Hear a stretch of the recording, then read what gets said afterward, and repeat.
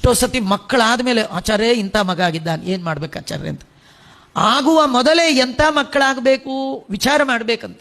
ಉತ್ತಮ ಮಕ್ಕಳು, ನಮಗೆಲ್ಲ ಆಸೆ ನಮ್ಮ ಮಗ ಧ್ರುವನಂತಾಗಲಿ, ನಮ್ಮ ಮಗ ಪ್ರಹ್ಲಾದನಂತಾಗಲಿ.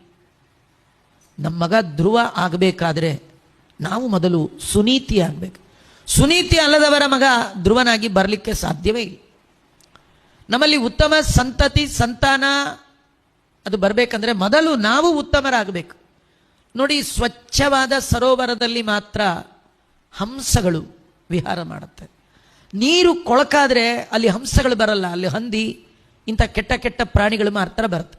ಹಾಗೆ ನಿಮ್ಮ ಮನಸ್ಸು, ನಿಮ್ಮ ಮಾತು, ನಿಮ್ಮ ಮೈ ಹಾಳಾದರೆ ಅಲ್ಲಿ ದೈವದ್ರೋಹಿಗಳು ದೇಶದ್ರೋಹಿಗಳು ಮಕ್ಕಳಾಗಿ ಬರ್ತಾರೆ. ದೈವ ಭಕ್ತರು ದೇಶಭಕ್ತರು ಮಕ್ಕಳಾಗಿ ಬರಬೇಕಾದ್ರೆ ನಿಮ್ಮ ಮೈ ಶುದ್ಧ ಇರಬೇಕು, ಮನಸ್ಸು ಶುದ್ಧ ಇರಬೇಕು, ಮಾತು ಶುದ್ಧ ಇರಬೇಕು.